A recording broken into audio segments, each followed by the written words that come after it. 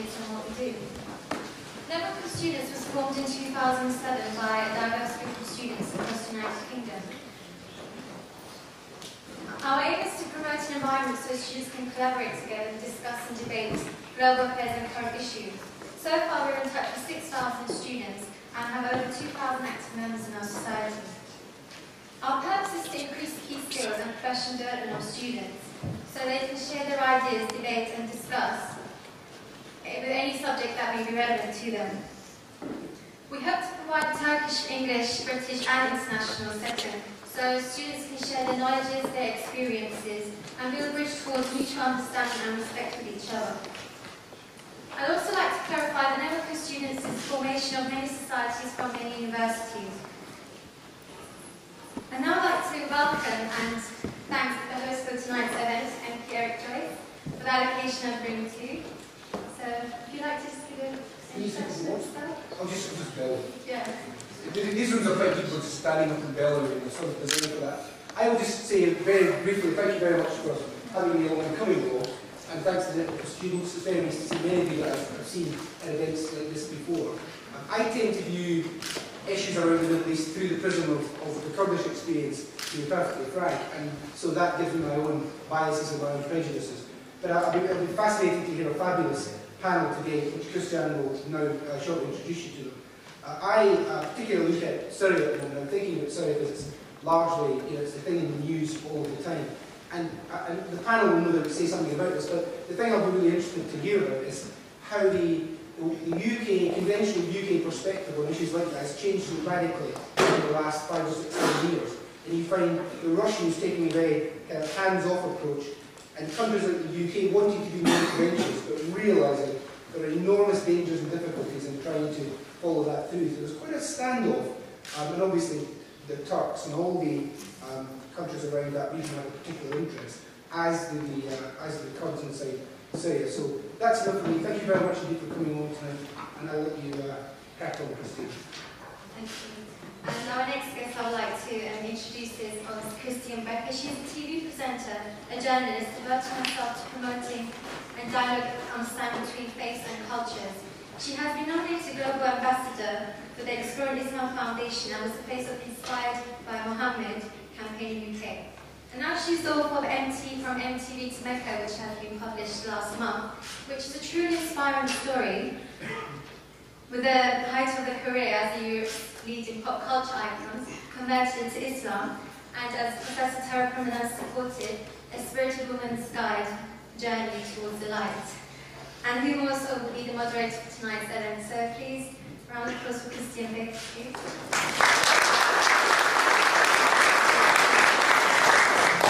Thank you very much, Melissa, for your kind introduction. Assalamu alaikum, peace be with you all. And I'm very honoured to host this fascinating conference and overview of the so-called Arab Spring and the role of Turkey. With me to present their thoughts on the subject are Nadim Shahadi, Associate Fellow of the Middle East Programme at Chatham House, Zia Mural, Research Associate at the Foreign Policy Centre, and Tariq Ramadan, Professor of Islamic Studies at Oxford University, political analyst and prolific author of many articles and books, including his latest, The Arab Awakening. Our speakers today will be looking at the wave of popular uprisings that swept the Middle East and North Africa in 2011 and aim to analyse the outcomes so far, the challenges and the opportunities. How successful have these movements been that called for change, for democracy, for justice and for dignity? What with countries such as Saudi Arabia, Bahrain and Syria, where uprisings are vehemently and often violently suppressed, and the conflict spills over into neighbouring regions, when will these countries see their spring? Or will they see it at all? In those countries that have experienced regime change, we look at the progress made towards autonomous, democratic, civil states, and the role that Islam and also the Sharia might play. We tackle the question of how Islam is compatible with democratic pluralism.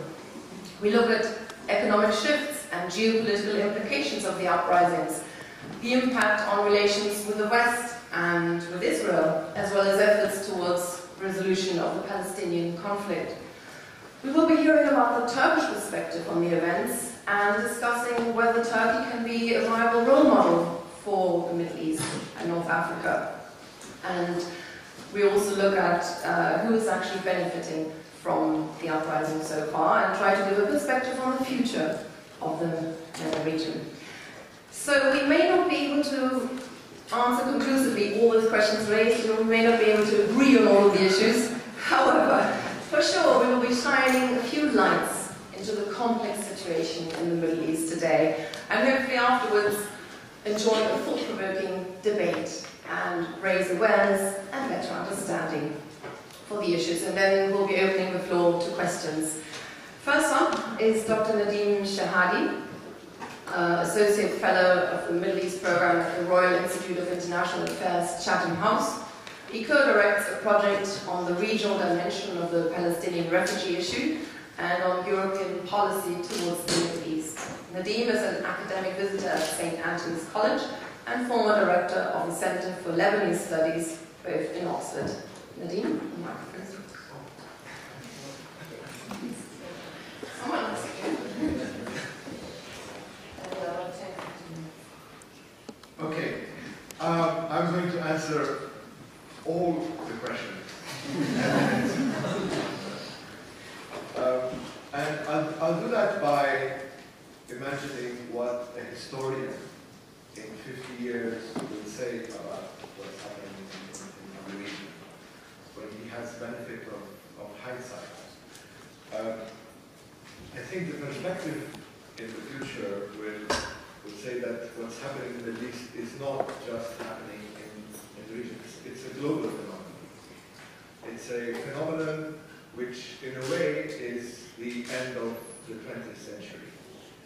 What was the main characteristic of the 20th century, that's, from my view and from his view, is that it's a unique period when, for about 40 years, the state dominated the lives of individuals. Between 1945, the system sort of existed or functioned between 1945 and 1985. But the ideas that have created this relationship between the state and the individual date back from the 1870s. It's Bismarck in Europe, it's the Tanzimat and Sultan Hamid in the Ottoman Empire. So there was a convergence of ideas that tended to move towards an organized state with citizens, and where the state has responsibility over those citizens. The system also benefited from debates in the 1930s, economic debates in the 1930s, which justified more the economic aspect of the state, that the state needs to spend money and control means of production, and that there's benefit in economies of scale for that.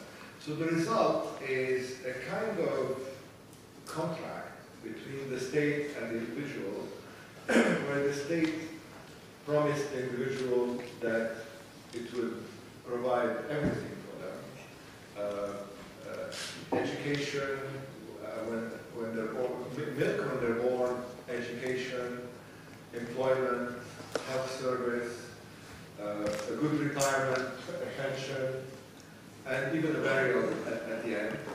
But in return, the individual has to give up their wealth, their inheritance, their income, and varying degrees of their freedom.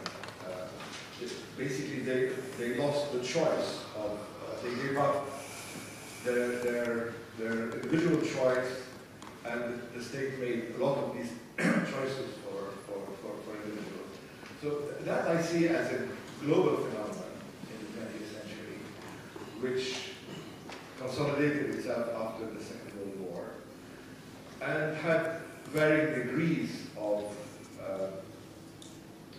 variations on control. I mean, from Eastern Europe to the Arab world to even Europe. I mean, if I want to illustrate this, just before the First World War, the share of the state or the public sector in the economy was, in most Western countries, was between 8 and 10%. And by the 1970s, when people were paying 90% of their income sometimes in taxes, the share of the state was more like between 50 and even 65% in some Northern European countries. So that's I think what we're seeing the end of globally. The crisis started in the mid-80s. We had the fall of the Berlin Wall. We had lots of different crises, and 2011 was the year, if you like, the year of universal human rights, where you had riots not only in the Arab world, you had riots in London, in Greece, in Spain, in Beijing, in Portland, Oregon, in New York, Occupy Wall Street, and all that for different aspects of the crisis were being addressed by these riots. But they all addressed that main problem, which is that the state is no longer delivering on its promise. And some of you, I mean, the students want to continue paying taxes in the next, in your career. Your generation will pay taxes, but they will pay taxes to pay the debts of my generation, rather than to get services. And in the Arab world, that contract was at its worst because the state took really everything and almost provided nothing. So that's why the breakup is so sudden and violent. The more rigid the system, the quicker it breaks. So that's why I see it as irreversible. That it's not something that can be fixed by raising salaries or by bribing the population with public projects, as in some countries, or by suppressing the population either with violence. We're moving to a different period where with different values and not only in the Arab world, even in the West. And just to end with a few words on Turkey, and when people talk of the Turkish model. The Turkish model in the Middle East, by which they mean the AKP party and the kind of Islamist, modernist, capitalist society which functions and is integrated in the global economy. I think that's the wrong description of the Turkish model. The Turkish model is, in fact, that of Atatürk, which is a logical continuation of some of the late Ottoman reforms, and even which started in the 1830s in the Ottoman Empire, and it was a move towards a more European model with a cohesive society where a state and the relationship between the state and citizen rather than groups. It borrowed a lot from, Atatürk himself borrowed a lot from Europe, and the system changed very quickly.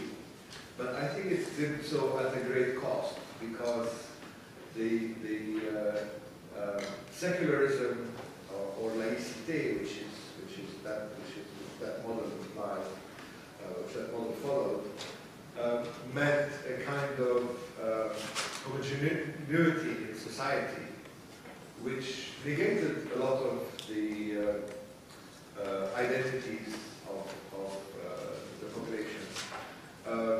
And I think there are a lot of people who paid the price for that.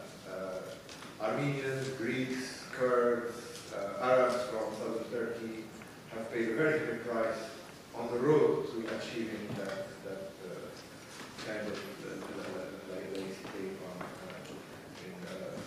So I don't think the Turkish model is one to be followed in the Arab world, that Turkish model. In fact, in the 20th century, the Arab world tried to follow that, and with a strong nationalist ideology and with an attempt to suppress minorities and create cohesiveness, and very authoritarian regimes, which also happened in Turkey before. And that's what I see collapsing in the Middle East. So it's the Turkish model that's collapsing rather than emerging in the region. Thank you very much, Nadim Shahadi, for the role of Turkey in these events, but for putting the Arab Spring in context, in a historical and a more global context, I suppose. Now, may I ask our next speaker to actually focus on our topic tonight and give the Turkish perspective of the Arab Spring and perhaps the Turkish, whether Turkey, as it is now, can be a role model, not the Ataturk Turkey, but the Turkey now, led by Erdogan. Now, may I just introduce you, Ziya Meral, you are a London-based researcher, academic and writer of Turkish origin. You are a research associate at the Foreign Policy Center and a PhD candidate in politics at the University of Cambridge.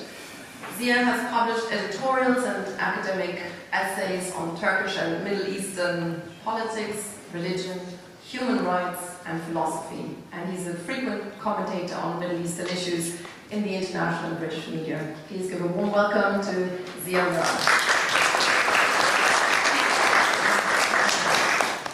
No, it doesn't. Can we put no. Maybe I can stand up for yeah, okay, let's do that.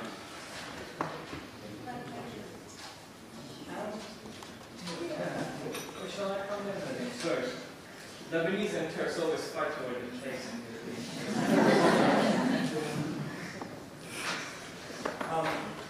now I can see a lot more people actually. Thank you. Well, thank you so much. I spent, I think, the last 8 years trying to answer a host of questions about Turkey which had nothing to do with Turkey. I often joke about it and I say, tell me what you ask about Turkey, I'll tell you who you are. The first 5 years of my last 8 years was spent on the question of whether or not Turkey was becoming an Islamist jihadi nation and would that pose a security threat to the US and to Europe. And sadly, I still hear that weekly. Then for the last year and a half, and with Arab Spring, Arab Awakening, two phrases I never sit comfortably, but I'll leave that aside.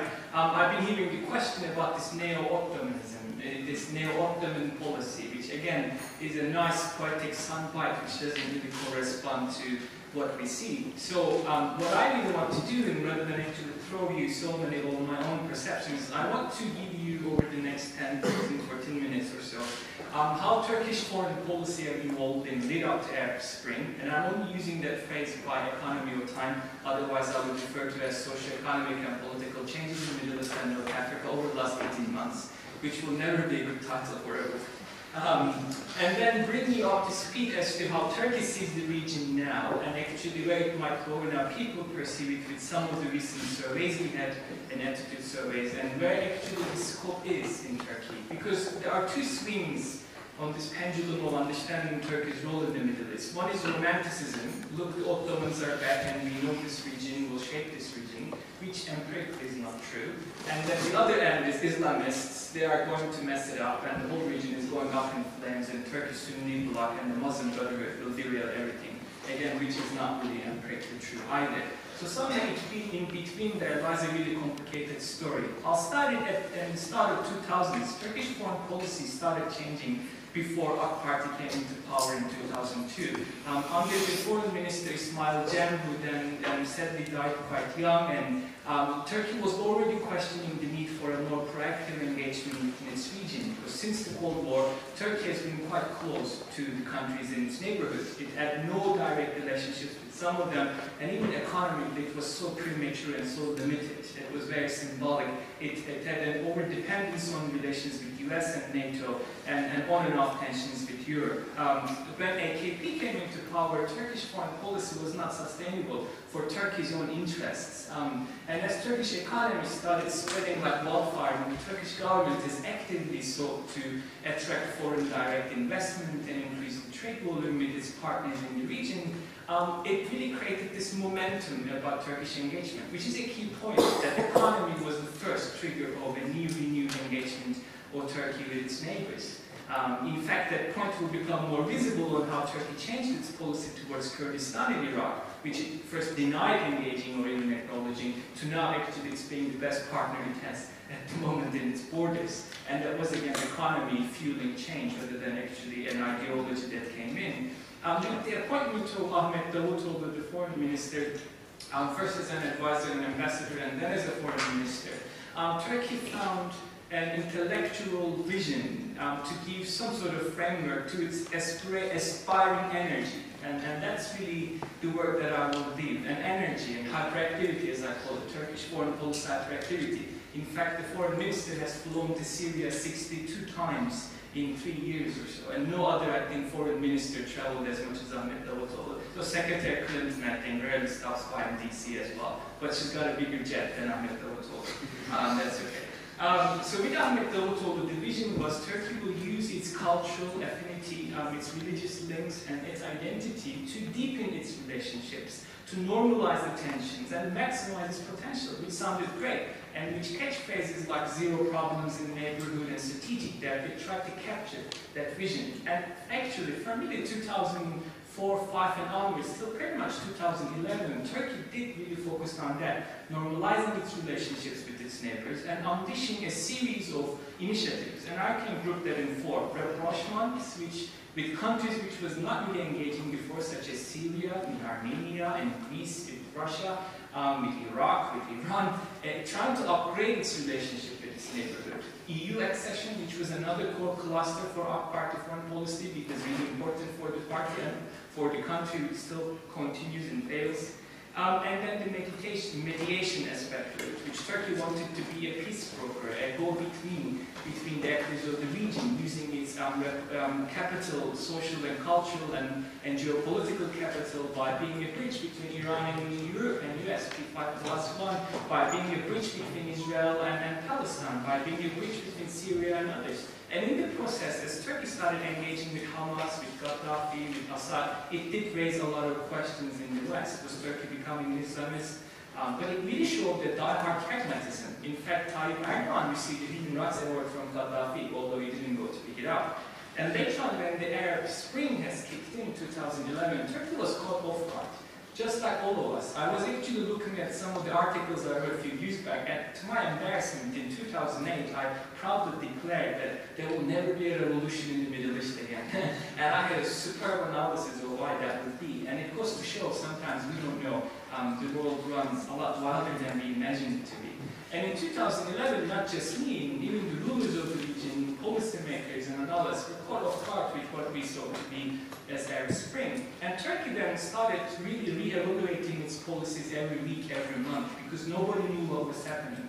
Turkey first started with caution, saying, I will not let a Western bomb to drop on Libya, which was the phrase Tayyip Erdogan used, to a Muslim land. And actually, 6 months down the road, Turkey was backing an operation against Libya. Turkey was initially trying to be a friendly, cautious player, but increasingly, as the fight got stronger, Turkey started changing its tone and speaking about democracy and equality, which actually started winning a lot of support in the crowds. Turkey was quite consistent on its stand against Mubarak. It did play a big role in some ways in tipping off some of the balances in the region. But of course, when it came to Syria, it titled that way, and Turkey, just like everybody else, crashed into a thicker wall. In fact, all the forecasts that Assad was going to disappear in 3 months, 6 months, 5 months was really Rome. Anyone who knew Syria could have told that, but people did get carried away. So where did that leave us? By the end of really 2011, 2012, there has been increasing criticism of Turkish foreign policy within Turkey and outside of Turkey. People started saying, well, Ahmet Davutoğlu promised zero problems with neighbors, but now Turkey has problems with all of its neighbors. In fact, it doesn't have a single neighbor which it doesn't have a problem with. Currently, Turkish and Iraqi central government are at odds with each other to such a level that we are afraid of what that relationship might be. Syria and Turkey rapprochement, it started in 2008, as you know, resulted in shatters. Israel and Turkey were the closest allies in the region, and 2008 onwards it completely disappeared. Turkey tried to help Iran and believed that actually Iran is not pursuing nuclear weapons, and again found out that that's not the case, and Turkish-Iranian relations are tense. Turkish and Russian relations are tense. Turkish and Armenian relations did not improve, and Turkey could not become an EU member. So it looked like all of the promises actually of Turkish foreign policy has failed. However, when you come to now and started decoding some of the numbers and statistics, which I have said pages of them of how Turkey is seen, Turkish favorability rate when Pew Research Attitude Survey that is done every year sees some 30 to 40% increase in the Middle East during the last 7 years. Turkish trade volume in the region has rocketed. In fact, public perceptions of Turkey across the Arab world is in a really high place than it has ever been. And Prime Minister Erdogan is often ranked as one of the most popular leaders in the region. The challenge has been translating the Turkish appeal and soft power into hardcore policy performance. Yes, Arab world is watching Turkish soap operas. Yes, more Arabs are actually coming to Turkey than ever before. And yes, Turkish businesses are everywhere in the region that you would go. But that doesn't necessarily mean that Turkish interests will actually be upheld. And that meant that with the changes in the region over the last 1 year, Turkish partnership has been limited to certain countries, and Turkish interests have ultimately clashed with the interests of other countries in the region. So where does that leave us? It shows that beyond the region, there is a disparity of the actual Turkish capacity of engagement with the Middle East. We do not have a diplomatic staff number enough. The number of Turkish diplomats who know Arabic actually is 4 or 5. And you cannot engage with Middle East and North Africa when your diplomats do not know. The number of Turks who go to Middle East and North Africa are minuscule. And ignorance towards the Arab world is quite high. You can tell it from the learned commentary in Turkish, which I'm glad most of you don't read for your own sake.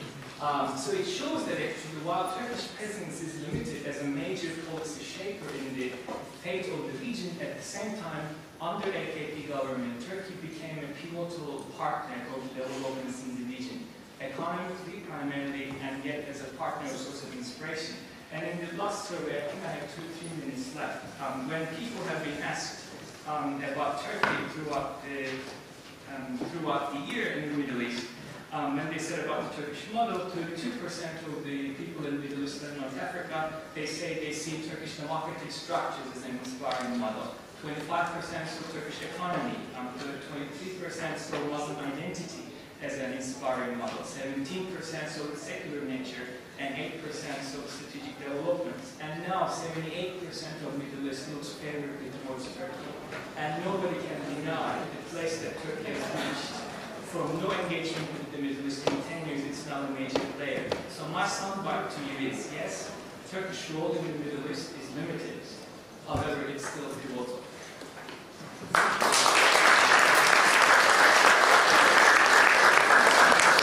Thank you very much. That was very inspiring. Our final speaker tonight is Tariq Ramadan, Professor of Contemporary Islamic Studies at Oxford University and visiting professor at the Faculty of Islamic Studies in Qatar, where he's also director of the Research Center of Islamic Legislation and Ethics. Tariq Ramadan is extremely active at academic and grassroots levels, lecturing extensively throughout the world on theology, ethics, and social justice, amongst others. He has contributed to the debate of Muslims in the West and an Islamic revival in Muslim-majority countries. He commentates frequently in the British and international media and wrote more than 20 books and many more articles. On a personal note, I'm very happy and grateful that you wrote an excellent foreword to my book, From Italy to Mecca, which you can see there next to Tariq Ramadan's book, The Arab Awakening, Islam and the Middle East. which you promised to sign for us later on. But now we look forward to hearing your analysis and perhaps a response to the previous speakers. Thank you very much.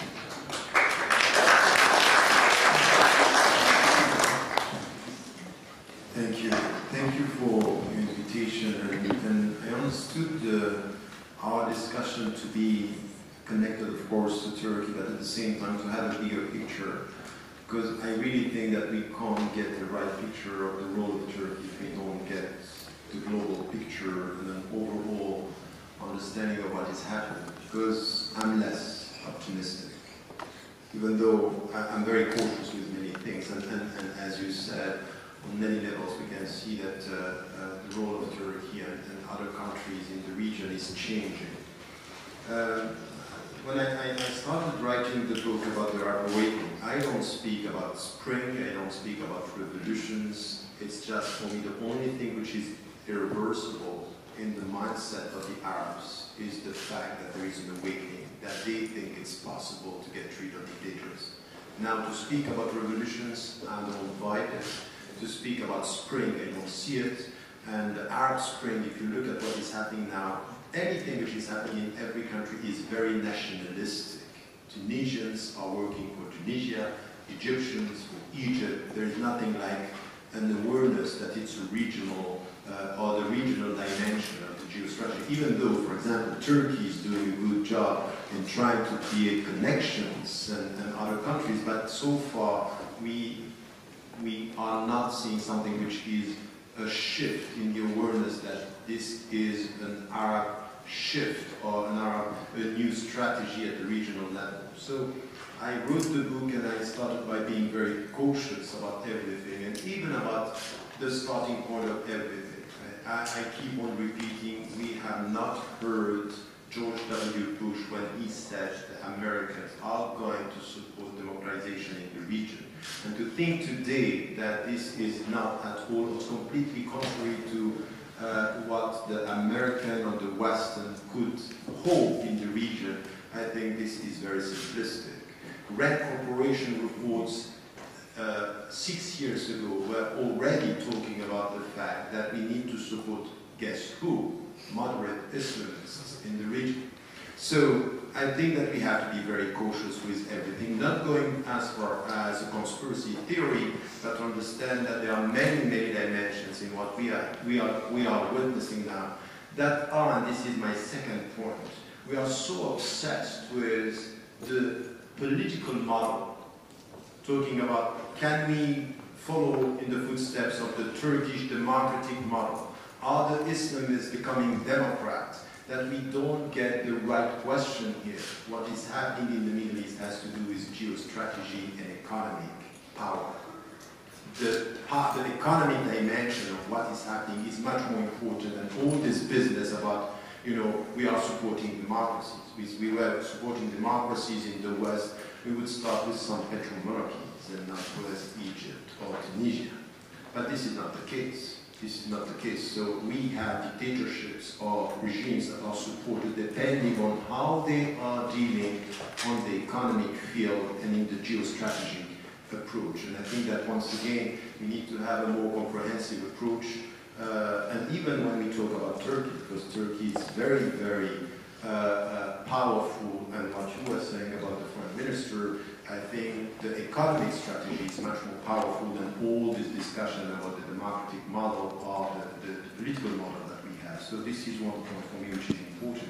So I think that we need to have an analysis at multiple levels.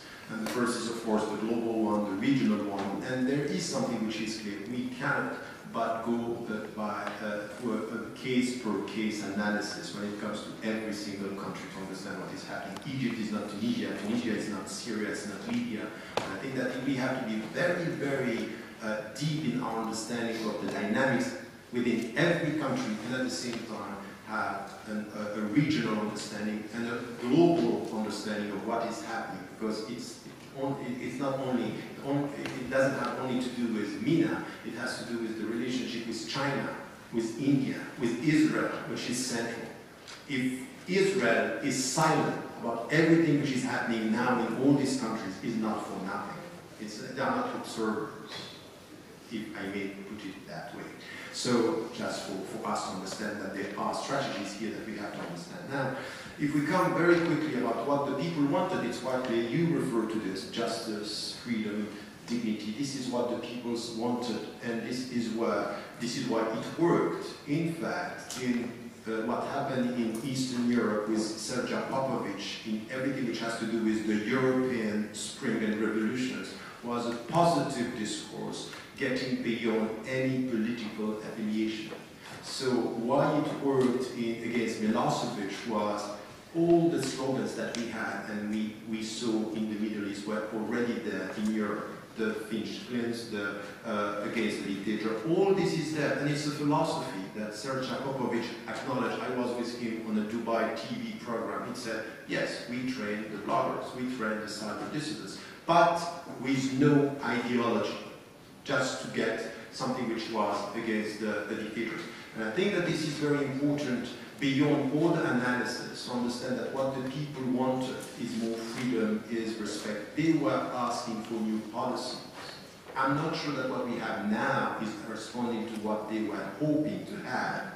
And the gap between what the people expected and what the governments and what is done now, this gap is quite important. And this is where, between these massive demonstrations and people saying, we want to get rid of the dictators Ben Ali and Mubarak, we have to analyze this and to go beyond what we had at the beginning of the political discussion, this polarization between secularists and Islamists. And this is a trap. And many activists and people who were involved in the discussion in the Arab world were saying, oh, this is the West portraying us in such a way. That's not true. That's not true. It was the case in Tunisia. It was the case and still is the case in Tunisia, in Egypt, and even, you know, it was understood as such when Erdogan visited Egypt in Cairo, saying to the Islamists, don't be scared of secularists. We have to deal with it, because this was the Turkish model, that coming from an Islamic background and dealing with the secularist model and being successful. And this was to be perceived as a model. And the answer coming from the Muslim Brotherhood is that the Turkish experience is not the Egyptian one. We are not talking about the same thing. This was the Islamist. While the young people, even in the Muslim Brotherhood, were very, very pleased with what was said, because there was tension within the Muslim Brotherhood between the leadership, the old leadership, and what was said and what was done. But the point is that in this discussion, you find secularists using the Islamists and talking to the West by saying, you are backward, you are not promoting democracy, and what you want is to come back with Sharia and to impose a religious model. The Islamists responding, you are westernized and you are following and being completely idealizing the Western model. And at the end of the day, the political discourses and discussion that we had in Egypt and in Tunisia is very much between a polarized debate and not talking about the true challenges within the society. And the true challenges of the society have nothing to do on, they have to do, but the main question is not about the structure of the state. How are you going to deal with corruption? First question. How are you going to deal with army? Because yet we are talking about the fact that in Egypt, for example, it's as if we are not talking about the army. The army is 60% of the economic sector. This is the reality of Egypt. So if you don't talk about the army and you think that you remove from Tawin, that's it, you are free, you are dreaming. And it might be that this is why we have to deal with the Turkish experience, with the relationship between Erdogan and the new government and the army, because they were very, very effective on this. They were very smart in the way they were dealing with the army, using the EU against the army, saying, we want to set the system, you are not going to enter if you are still there. So it was quite smart the way the Turkish government was dealing with the army. But we need to talk about the army. We need to talk about educational policy, we need to talk about social justice, we need to talk about cultural policy, and we need to talk about economic regime. What is going to be the economic model? These are the true questions. Do you see this debated today in what we call the Arab Spring and the Arab revolutions? Are we talking really about these things today? Which kind of option and which kind? I think that, unfortunately, this obsession with the political structure and this push coming from the West is not helping us to come to the true questions here, if we are serious about it. So, unsettled situation, and something which is very important.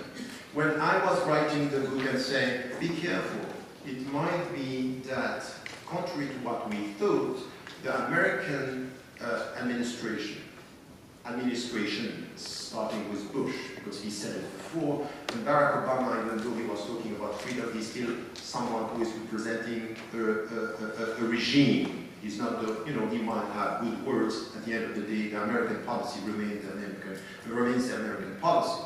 And then also the European administrations is, how is it that these regimes for decades were supporting dictators? They were supporting Mubarak, they were supporting Ben Ali, they were even dealing with Gaddafi, they were dealing with all these dictators. And even for 8 months, the US administration was supporting Bashar al-Assad, asking him to reform his regime from within. It's when they saw the courage of the people, and this is why we can say that it's not a conspiracy. No one was expecting the Syrian people to resist the way they resisted after the first repression. And this was not a conspiracy. This was not coming from abroad. It was coming from within, with people saying, we are not going to accept Bashar al-Assad, and they were resisting. I think that we have to get this, which is a way where the courage of the people pushed that US administration and even the Turkish administration, because they were supporting Bashar al-Assad for the first months. This was the truth. This is clear that they were supporting a dictator. At the beginning, when they understood that it's not going to work like this, they changed exactly like the Americans and like the Europeans. We have to be true. You have to say the truth when it comes to history and the way it evolved. But the point here for me is that why they were supporting the dictators, and all of a sudden they were supporting the people against the dictators. And the first discourse of Barack Obama was to say, we are with the people, we are supporting the Egyptians, we are supporting the Tunisians. That's good after you supported Mubarak and you supported Ben Ali. Welcome to the, the world of real democracy when it comes to Sisi. But you're not going to say this to Qatar, and you're not going to say this to Saudi Arabia. You say it when it suits you. The point here, for me, is to see why. And this is where, by going from the political understanding to the economic interest, you understand exactly what you said about Turkey. The economic penetration of Turkey in the region is huge, but nothing when it comes to China, when it comes to India, when it comes to Brazil, when it comes to South Africa and Turkey. BRIC countries are now penetrating. And there is something which is very essential. There will be no such a support to Israel if you have China becoming a very important player in the region. The situation with the regime is going to change. So when it comes to the central conflict, Palestine-Israel, when it comes to the relationship with the dictators, it's going to be completely different. But because of economic powers, not because of democratic regimes. So we have to look at the other dimension of the whole thing, is China. China just responded to the Americans when they invited Hamas to come. They said, we are sorry, we deal with the elected people. Okay, when they were in the list of terrorists, so they were responding. It means that things are changing in the way they were going to deal. And the point here is that Emmanuel Mubarak started to deal with China in a way where China is not asking about democracy. China doesn't care about the democratic regime. If you give us your market, we deal with whoever you want. So Asian capitalism, it's still capitalism, but with different conditions. And this is something which is very important in our understanding of what is happening in the Middle East, and also in what is the new economic and geostrategic policy of Turkey. And I think that we have to put this into this context. And when I was talking to officials in Turkey, it's quite clear they understand exactly what is happening on this side, not always on the political side. As you said, it changed over time. So now my point, just to come to my conclusion here, but as you understand, for me it's just a starting point of the discussion. And coming to the Turkish example, when I first reacted to what was happening in Egypt, and I was trying to understand what was happening within the Islamists, for example, and within the Islamists in Tunisia, you heard, I'm sure, some of the leaders of the Nahda and some of the leaders of the Muslim Brotherhood saying, we are much more attracted by the Turkish model than the Iranian model. And I said this was the case, that many young Islamists were very much attracted by the successful experience, or perceived as successful experience of the Turkish model. And then I visited Turkey and I was welcomed with, people were happy, oh, you said that we are the model. And I said, for the young Islamists you are, I'm not sure that you are the right model. That my position is that you were the model and perceived, and it's true. It's true, because I remain critical of some of the policies and some of the choices. I want to bring this to the fore in our discussion. Now, having said this, there are challenges that are going to be so critical in the coming years. The first one is, and you know, there is something that was very worrying. When you read some of the reports coming from, think tanks in the US and think tanks in Europe, saying in which way we can deal with the Islamists. So this differentiation between some Islamists we can deal with and some Islamists we can't. In fact, the essential factor is the way also they deal with the West and the way they deal with the economic sector. The West has no problem with Islamist capitalists.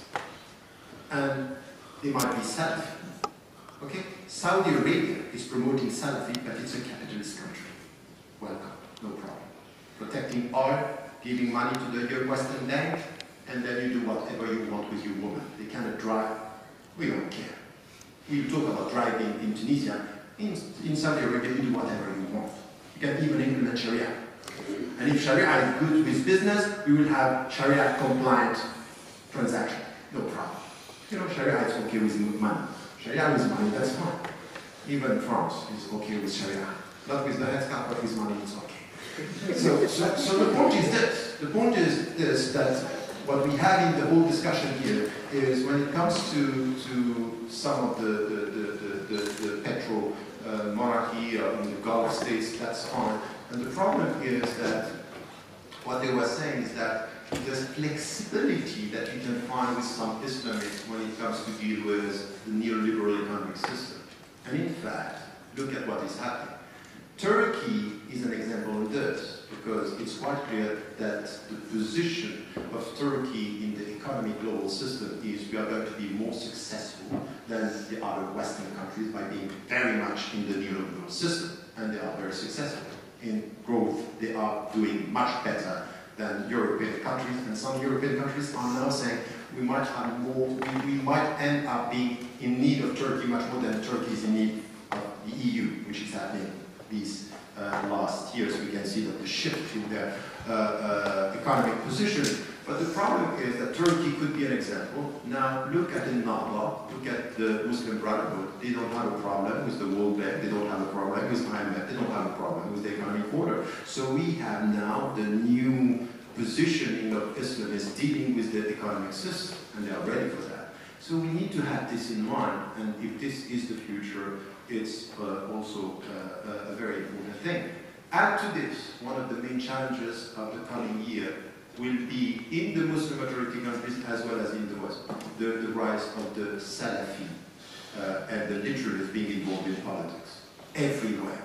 You have them here, you have them in the West, you have them in the United States of America, you have them in Tunisia, you have them in Syria, you have them in Yemen, you have them in Egypt, you have them in Libya now. It's a problem because they are involved in politics. They push you to talk about the political system by saying we want Sharia, we want an Islamic state, and at the same time they are destabilizing the whole political system and the economic choices and the stability within the country. Salafi and the intra-community dimension is going to be a problem. It's less this tension, the first tension of course is between secularists and Islamists, but within the Islamists, the tension. Add to this, one of the main challenges which is going to be huge, if you try to understand what is happening in the region, is Sunni-Shia relationship.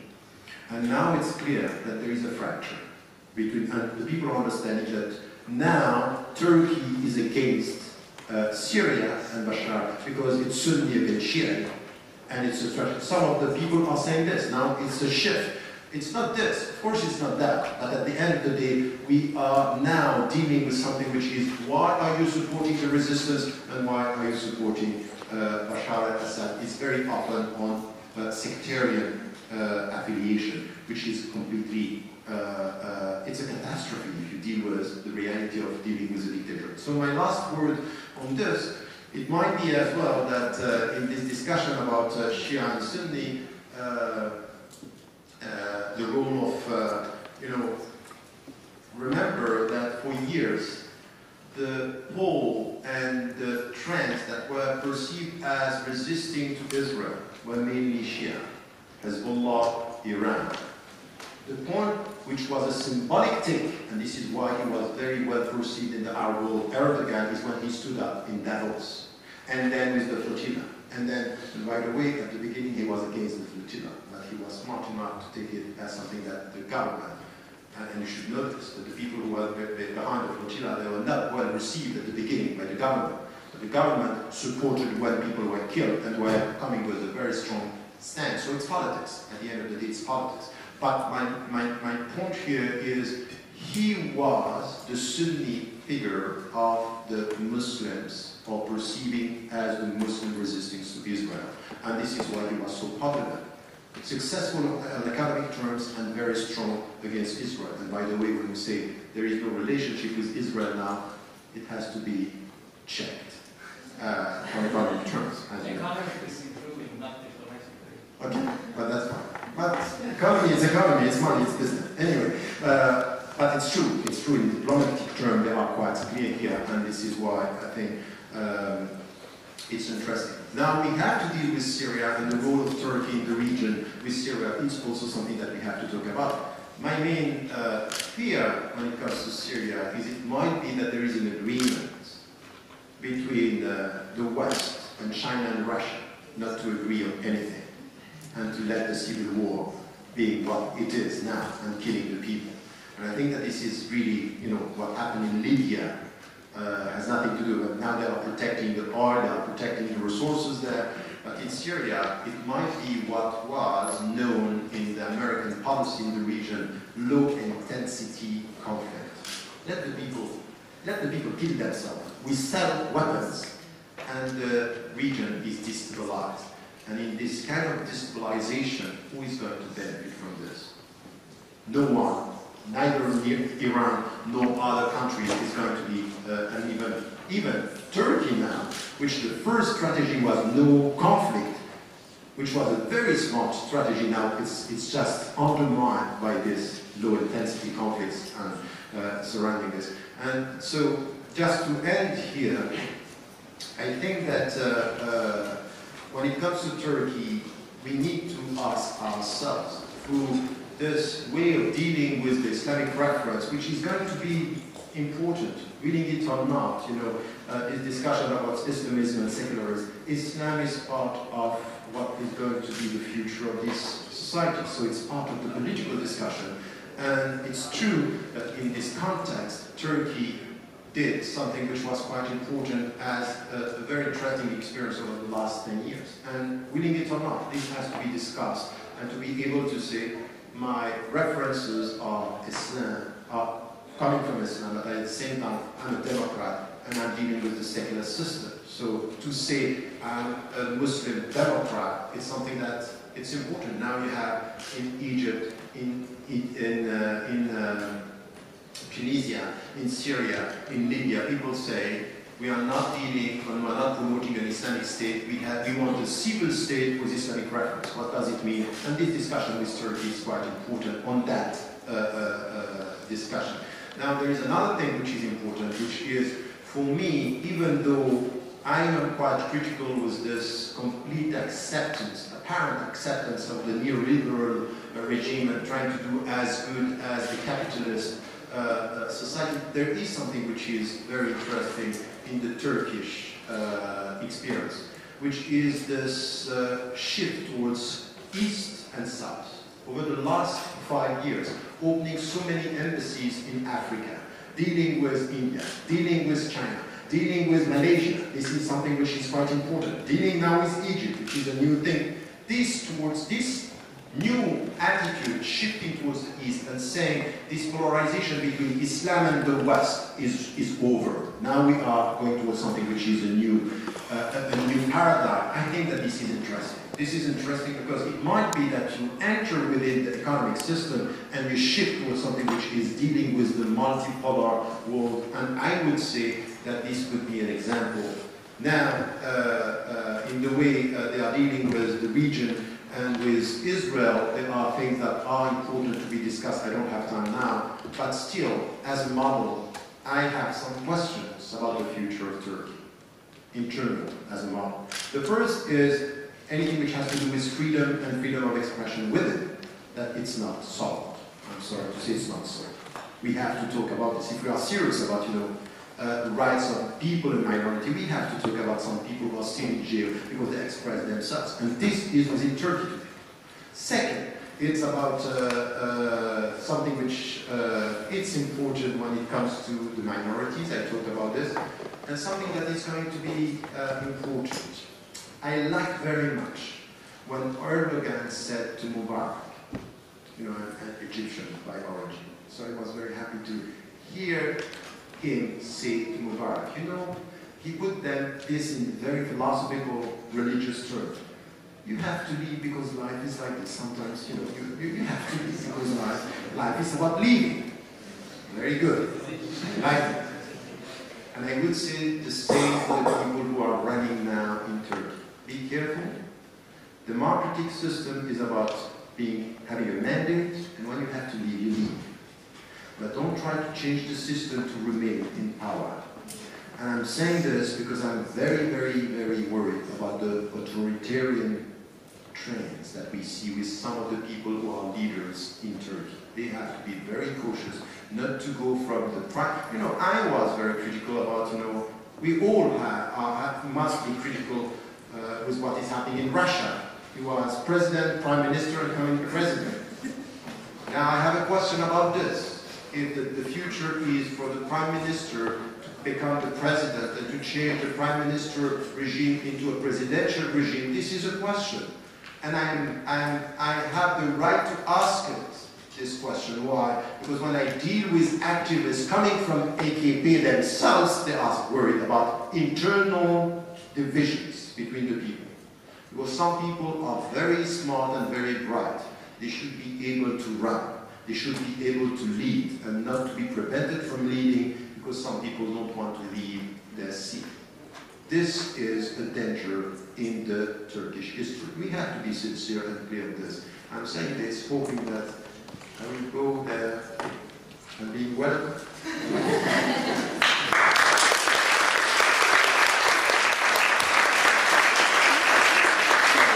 Thank you very much.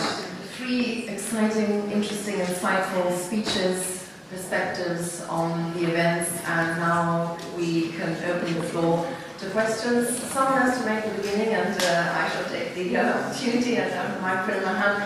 May I ask Professor Tariq Ramadan, you were talking about a civil state with Islamic references. What, as an idea for the Middle East and North Africa region, what role would the Sharia play, in your view, in this new model, and also democratic secularism? How should we do it? Take a few, yes. May I ask for a few questions as well from the floor, please, so we can connect. Someone can ask about Israel, perhaps? We spoke about Turkey being a model and Iran being a second-ish option.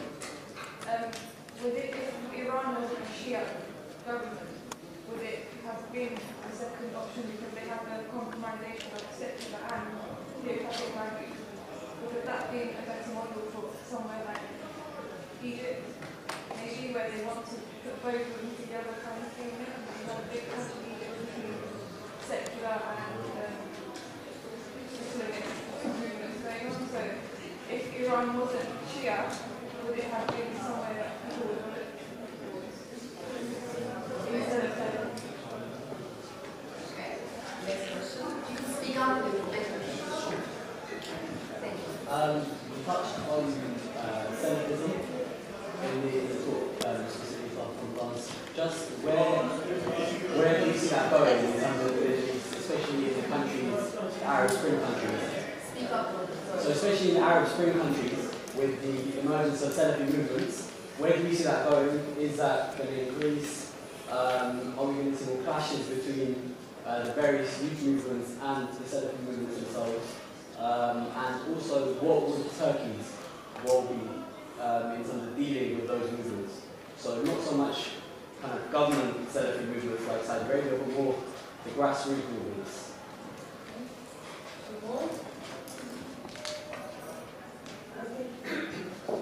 Until a few years ago, Turkey wanted to become a member of the European Union. I wonder what the future looks like now. Still want to become in the How can we counter the Salafi expansion? Sorry? How can we counter the Salafi expansion? Yeah.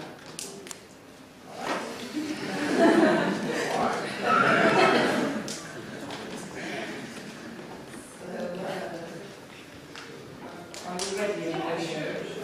I'm the youngest, so I'll be the first. Because then what I will say will be a lot more relevant than the rest. Just a couple of points.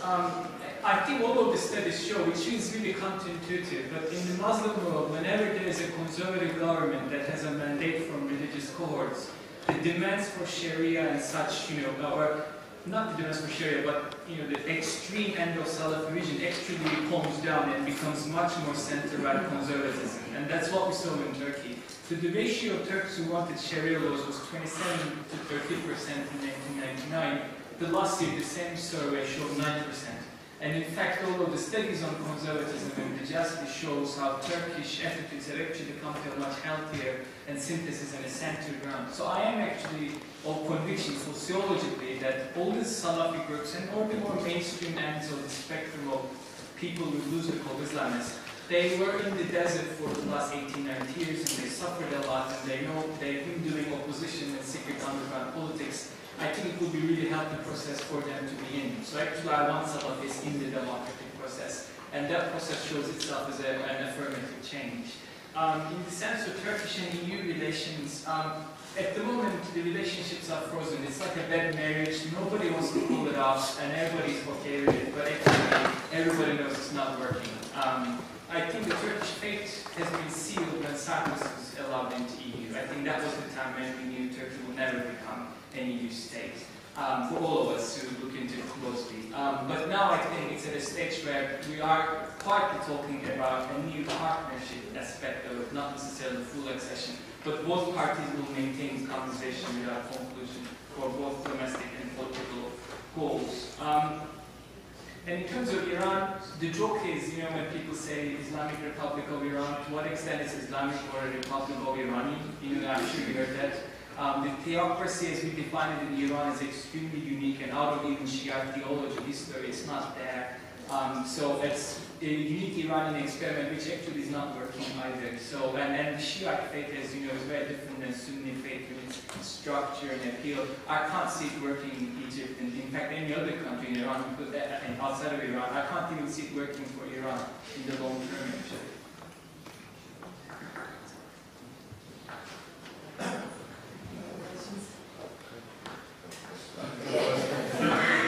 I'm sorry. Okay, I will give a long view again, in the sense that I think that if one looks at the Arab Spring, and I do call it a spring, because the spring is like a device that, the more you press, it's something which you press, and the more you press, it jumps, the higher it jumps. So our society has been like a spring being suppressed for so long that it's not moving.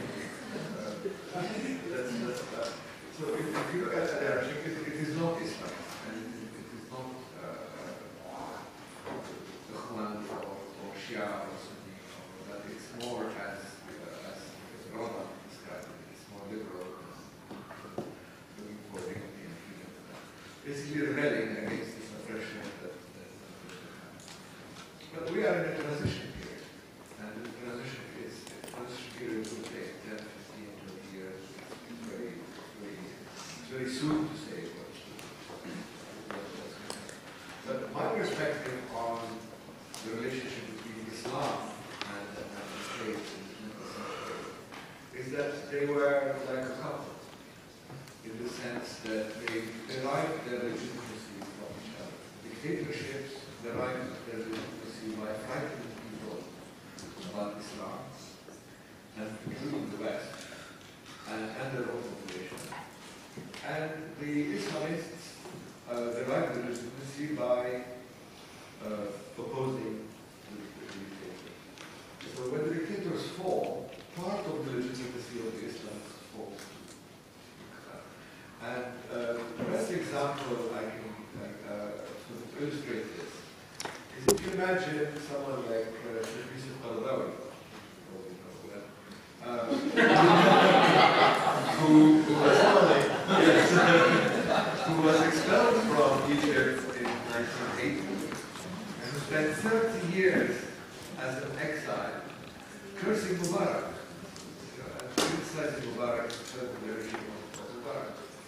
And it was his moment of glory in 2009 when during the Gaza crisis, when he really then attacked Mubarak and asked for the people to overthrow the tyrant who is blocking the Rafah crossing and collaborating with the West and Zionism. So I think somewhere in Sheikh Yusuf's mind, when the Arab Spring came in Egypt, he thought that the people listened to him. And so he took a plane and he went to Tahrir Square, and everybody came to see him. But then he stood up and started cursing Mubarak. Mubarak was no longer there. What he was saying was almost meaningless. He couldn't really reinvent himself in order to appeal to new ideas, because it is, after all, a change in ideas. So he went back to Qatar. I think he got married again. and nobody hears of him. I mean, for the people in Tahrir Square, he looked as old as Mubarak and probably as corrupt as Mubarak. So I think this, I'm using this, maybe it's unfair to focus on him, but it's public news. But I'm using this to say that Islamists who have survived and thrived on being opposed to the dictatorship have to reinvent themselves. And what we're seeing in all these divisions is the process of them reinventing themselves. And we're just at the very beginning of the process.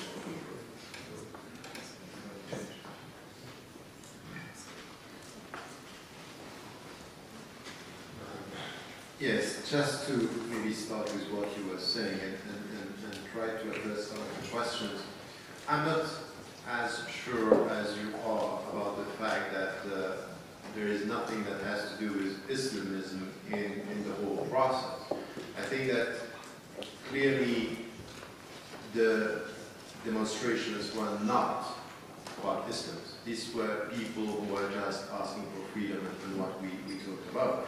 Now, it's quite clear that if we are serious about the democratic processes, when it came to the election, the people were just saying that they gave and they acknowledged the credential of people who were against the regime for so many years. In Tunisia, these were the Islamists, and not had a very important credibility as the people who were oppressed by Ben Ali. The same with the Muslim Brotherhood and in Egypt. Now, the way you are portraying Yusuf al-Qaradawi and the impact that he had, I think we may disagree with him that no one can deny the fact that he has a great deal of, it's huge credibility with the people when he was leading the prayer in Midan al-Tahrir. This was huge, and I think that he was listened by people. And when he was talking about Qaddafi, and so I think that once again, it's not by diminishing his impact that we can deny the fact that there is something which has to do with the Islamist reference and input in the whole process. So I think that now it can be that with what is happening, and I think that you said something which is very important, referring also to one of the questions that we had, it's going to take a very long time. We can't just see the changes overnight. It's a very long process. Even if we speak about revolution, if we speak about uprising, awakening, or whatever, it's going to take time. And we need to deal with this factor as something which is critical.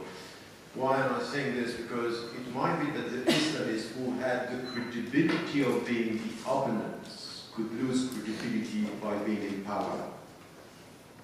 And this is where they are going to be tested. Are you going to succeed, yes or no? And how is it going to work? So I think that what could be said about this is also dealing with time. Now, just to come from the last question to the first is the Salafi. I completely agree with you that in fact, if we want to expose this trend, the best is to make them part of the political game and to be involved. That's the optimistic position. There is another positioning, which is we have to think about who are pushing them. How is it that in less than 8 months in Egypt, people who yesterday were saying democracy is kufr, haram, are in 8 weeks involved in politics, dealing and creating a party and getting 24% of the votes? How come in 8 months? Now you come back to what happened in Afghanistan. Remember, Afghanistan with the Taliban, and I'm writing about this in the book, just following what happened, because we have no memory, we forget very quickly. That the Taliban in Afghanistan were not involved in politics. They didn't want to do anything with politics, and they were pushed, in fact, to resist to whom? To the Russian presence. They were pushed. Who pushed them? 2 countries, the United States of America and Saudi Arabia. They pushed them to be the driving force of the resistance, and they were involved in politics and coming with a very Salafi understanding. In fact, they are not Salafi because the Salafi thinks that they are innovators and better. But still, they are in the same mindset, which is the way they dress, the way they understand about politics. You can have the same rhetoric, even though it's not the same school of thought. The Salafi thought that they had to re-educate the Taliban about what is the true Islam, but they were used. And this is my main concern. My main concern with the Salafi is the fact that they might be religiously very sincere, but politically very naive. And they are pushed by people who are religiously not sincere at all, and politically very smart, pushing them. And then Rand Corporations wrote about what happened in Egypt. $80 million were put by Saudi and Qatari Salafi, not the state, but the organizations, putting money. This is what we were told. Who is pushing these people? Who is pushing them in all this country to destabilize the political game? So yes, we need to, because at the end of the day, if the leaders are involved, it might change their mindset. But we have to be very cautious with who is pushing. And add to this a new factor, which is for the last 5 years they have been involved in politics. Now we have more and more Salafi jihadists. And it's very strange that the Salafi jihadists, I don't know how it comes to their mind, but they are everywhere. There is oil or interesting resources. All of a sudden, we find them in North Mali. Why? Because they felt that something is happening there. What I'm saying is that I don't buy the fact that it's coming by accident. That they are in North Mali. North Mali now, the oil resources might be much more important than what we have in Libya. And they are there. And I think that we have to deal with something which is going to be very difficult to master, is the way this terrorism and this jihadism and this Salafi are played with on different levels. So So, for example, understanding after what happened in France, for example, with arresting these terrorists who you know, are perceived or they were going to do something and they were converting to Islam over the last months, just before being involved in terrorism. And then at the same moment we heard coming from France that they are arresting terrorists, they are announcing that they will be involved in Mali. So there is something which is with Salafism, I would say I completely agree. The optimistic side is to involve them in the democratic dynamic. Still, I think it's more complex than this. We have other players that are using them and pushing them in the realm of politics, and we have to be serious about that. So about, I said it's about time. Now, the two last questions, what you said about if Iran was a Sunni regime, and I completely agree with this. First, the problem is not it's a Shia and Sunni regime, it's the nature of the regime itself. And I think that I met with people, and I'm in touch with people in Iran who are coming from the reformist trend. And I think that what they are trying to do from within, they are even using the Islamic reference to say we don't agree with what is done now, we want more freedom and want... so I think that we have to be, to assess what is happening in Iran in a way which is from within and not buying this Shia or Sunni. My take on all what I heard coming from the grassroots level and people demonstrating, Iran was never a model. It's not the model, and it's not because it's Shia and not Sunni. I think it's not, and it cannot be a model for anything which has to do with more transparency, less corruption, rule of law, and democratic system. I think that we have to be critical, and I am advocating the fact that we have, and we have to listen to all the other voices from within Iran, and not only to just take the Islamic Republic and say it's Islamic and this is why all the people are against the regime. I think this is simplistic, that's not true. I think it's something that we need deeper. And the last question is about what is said by some of the Islamists now, who are saying, we don't want an Islamic state, we want a civil state. And for example, Muhammad Imara, talking in the name of the Muslim Brotherhood and Islam, is saying, Dawlatul Islamiyya, so it's Dawla Madaniya. So an Islamic state is, in fact, a civil state. Now that's fine, what does it mean? What does it mean when you say, Dhati Marja'iyya Islamiyya? So the reference is Islamic. So three questions. The first is the reference to Sharia that you were making in your question. And I don't have a problem with referring to Sharia. I myself am even referring to Sharia in the West. The question that I have is the definition of Sharia you have. Is it a closed system? Is it something which is dealing with, you know, a closed system with halal haram and imposing punishment before social justice? I think that this is not the Sharia I'm referring to. When it comes to the 6 principles that I think are cherished by the Islamic reference, rule of law, equal citizenship, universal suffrage, accountability, separation of power, and even asking this separation, I'm advocating the fact that there is a difference in Islam between religious authority and political power. It's even in the very essence of the way we are dealing with the Prophet. In himself, when he is getting the revelation, he is heard and followed. And when he has a strategy, he is questioned about the strategy. This is where there is a difference between the two authorities. My point is that if we go that direction, that's fine. Now, which nature, and this is what I'm questioning in the book when it comes to the state, say, my reference to Sharia is the ethical reference to good governance. So in which way we have an ethics or ethics in politics. This is where I think we have to promote something which is the way Islam is playing a role. So anyone who is coming to tell me Islam should not play a role in the society, say you are living in a different world. Islam is a reference. Now question the type of reference it's going to be. Is it a closed system or an inspiration with ethical objectives? This is where I think it's important. So this is something that I would question, and all this discussion about shall we put Sharia into the constitution, you know, Rashid Al-Nushi was clear on this by saying we don't need this because he knows that he has to deal with secularists and they are quite powerful, in fact exactly the same as in Turkey. But at the end of the day, we also have to educate people because, you know, it's not only in Muslim majority countries, by the way. In the States, you know that you have people, 22 states, they have anti-Sharia bill.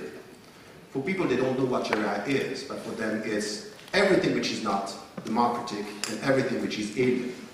And you talk to Muslims, educated Muslims in the States, responding to this and say, can you give me the definition of Sharia? And they don't know what to say. The problem is that Muslims are very often dealing with Sharia in emotional terms and not with a deep understanding of what it should be. So I think that what we have to start with is a discussion about the definition of the term and not only a reference that is, we feel good because we are referring to the concept, but we don't know what we are talking about. Thank you very much. Thank you everybody for your wonderful questions. Thank you the speakers for your insightful answers, and on this ethical and inspirational note, ethical governance, ethical politics and inspirational future, I think we will close this question and answer session, and I now hand over to Minister for the final words. Thank you very much.